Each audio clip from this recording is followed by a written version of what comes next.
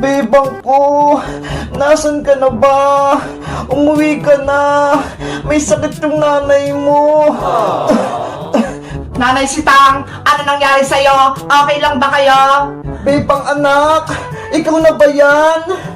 Hindi po ako si Bebang. Ako po si Kokowa, ang bago niyong anak. Akala ko, si Bebang na. Kukuha, kailangan ko yung anak ko. May sakit ako. Nanay Sitang, may sakit po kayo? Mainit po ang pakiramdam nyo. Ano pong kailangan yung gamot? Gusto kong makita si Bebang Kukuha. Hanapin mo siya. Nagmamakaawa ko sa'yo. Nandito naman po ako, Nanay Sitang. Huwag nyo na pong hanapin si Bebang. Kailangan ko si Bebang Kukuha. Bawin mo na siya. Hanapin mo. Siya lang magpapagaling sa akin. Sige po, Nanay Sitang. Hahanapin ko po si Bebang. Pauuwiin ko po siya dito. Salamat, Kukuha. Miss na miss ko na talaga yung anak ko. Okay po, lalabas lang po ako para hanapin siya. Kawawa naman si Nanay Sitang, may sakit siya, pero si Bebang ang hinahanap niya, hindi ako. Ayaw niya sa akin.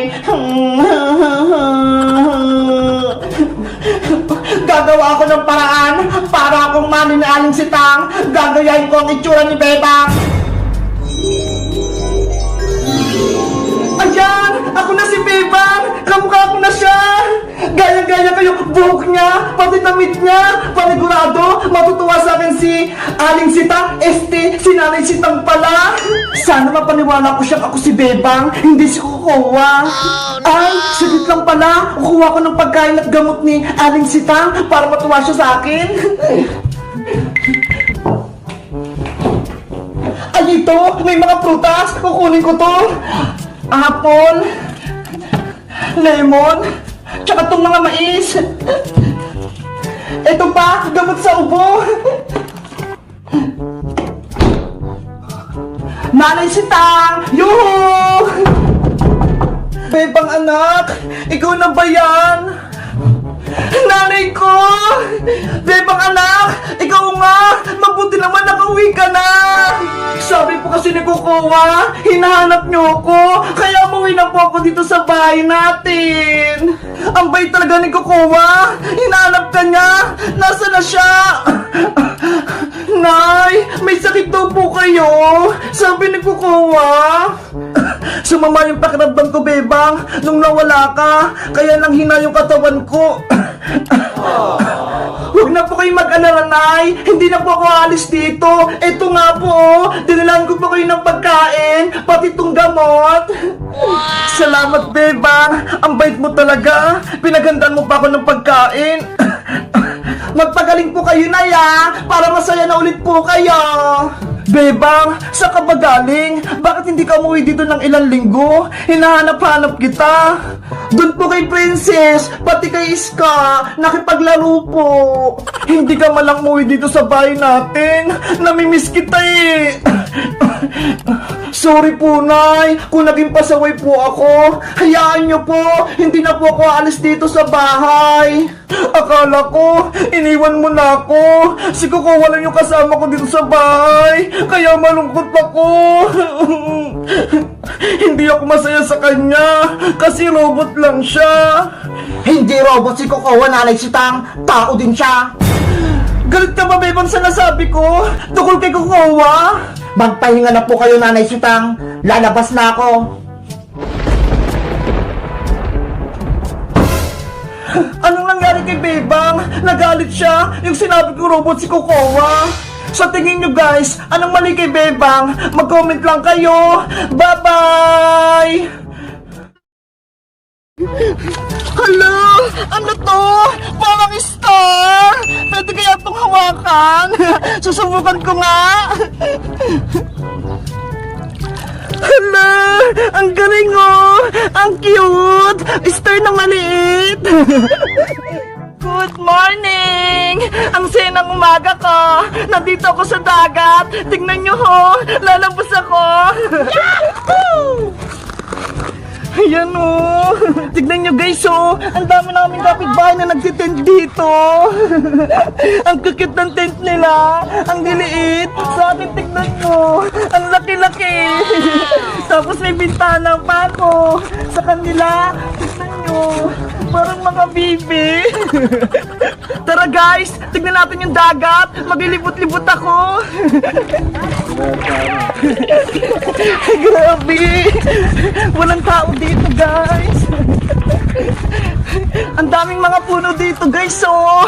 Pwedeng maglambitin. Tapos ang daming tahimik pa. Wow! Hala, ayun yung bangka oh.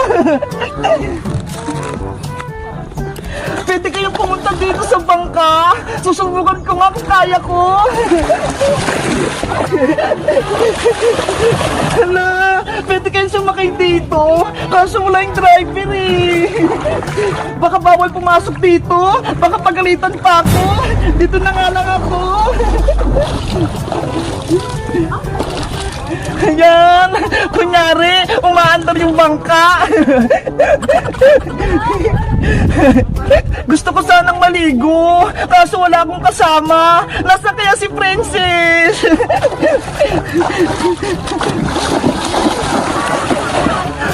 Good morning pa! Ang gaganda niyo naman! Hello! Ano to? Parang star! Pwede kaya itong hawakan? Susubukan ko nga! Hala! Ang galing oh! Ang cute! Star na maliit! Ibabalik ko na nga lang to sa tubig. Baka nanghihina na siya eh. Guys, sa tingin nyo, ano kaya to? Diyan ka na muna! Bye-bye, Star! Alis na ako! Hala! Meron ulit dito! Ang lit naman! Ang ganda niyang tignan! May mga kamay siyang maliliit oh! Ano ba yan? Hindi ko alam yung tawag dito. Basta, ilalagay ko na lang to sa dagat para mabuhay sila. Bye-bye mga star! Guys, ang ganda dito sa dagat. Ang lamig-lamig ng tubig. Tapos, ang dami ko pang star nakitang maliliit. Kayo ba? Magdadagat din ba kayo? Mag-comment lang kayo. Bye-bye! Pupunta na ako sa tent ko.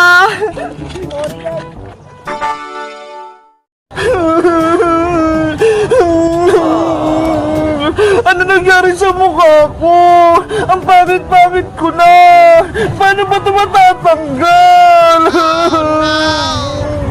Bebang! Bebang! Tara na sa school! Papasok na tayo! Iska! Hoy! Maligno ka! Anong ginagawa mo dyan? Nasa si Bebang! Hindi ako maligno, Iska! Ako talaga si Bebang! Tignan mo! Bebang! Ano nangyari sa itsura mo? Bakit nag-iba? Kasi natulog ako kahapon dito sa tent. Pagising ko, ganito na yung mukha ko. Sabi ni Boyong, nakulang daw ako. Paano na yan? May pasok pa tayo sa school. Malilate na tayo.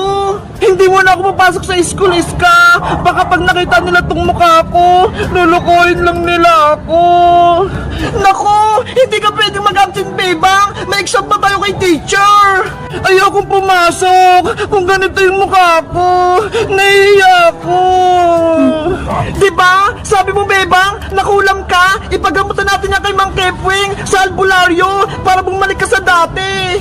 Sige, tuwagin mo si Mang Kepwing para maayos niya tong mukha ko. Wait ka lang dyan ah. Pupuntahan ko lang dun sa bahay niya. Ano ba nangyari sa mukha ko? Yari! Si Bebang, umiiyak na! Yung makeup ko sa kanya kahapon, hindi pa rin nabubura! Lagot talaga ako kapag nalaman nila na ako yung may gawa! Bebang! Tamis ka! Nahanap ko na ba si Mang Kepwing? Wala siya sa bahay nila eh! Umalis daw! Pumunta sa palengke! Paano na yan?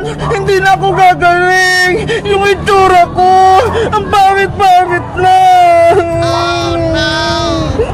Tahan na, Bebang! Huwag ka nang umiyak! Bebang! Iska! Handa na ba kayo? Princess, si Bebang, kinulam siya, kaya siya pumangit. Patingin. Ito, oh. Tignan mo, Princess. Ay, si Bebang, ang pangit. Hoy, Princess, bakit pinagtatunan mo si Bebang? Na problema na nga siya eh. Tapos tumatawa ka pa? Eh kasi naman Iska, nakakatuwa yung itsura niya eh. Princess, niloloko mo ba ako? Bebang, may sasabihin ako sa'yo. Ano yun, Big Bird? Alam ko kung sino may gawa niyan sa'yo. Kaya pumangit ang mukha mo. Sino, Big Bird? Sabihin mo, isa pa siyang mangkukulam? Ano na sa bunso? Yari, si Big Bird magsusumbong. Big Bird, sabihin mo na para malaman namin kung sino yung may kasalanan. Si Princess ang tunay na may kasalanan. Ano? Si Princess? Kahapon, habang natutulog si Bebang sa tent, dumating si Princess tapos minikapan siya. Totoo ba yun, Princess? Ginawa mo yon? Bebang, sorry. Ako talagang may gawa niyo sa mukha mo. Grabe ka, Princess! Pati si Bebang, pinagloloko mo! Alam mo natutulog siya eh! Tapos minikapan mo pa! Eh kasi naman, ang himbing niyang matulog eh! Kaya naisipan ko, make-upan ko siya para maging sleeping beauty! Hindi naman mukha ng sleeping beauty yung ginawa mo, Princess eh! Mukha akong bruha! Sorry ulit, Bebang! Pinagtripan ko yung mukha mo! Ano nang gagawin mo ngayon para matanggal yung sa mukha niya? Dahil makeup na yung nilagay ko sa mukha niya, madali lang niyang matanggal. Wait lang ha, kukuha ko ng tubig. Pasuwi talaga to si Princess. Siya pala nagpapangit ng mukha mo, Bebang. Kaya nga eh, akala ko, nasumpa na ako. Siya pala yung may kasalanan. Bebang! Eto na yung tubig mo ha! Maghilamas ka na para matanggal yung makeup sa mukha mo! Sana bumalik na yung dati kong mukha!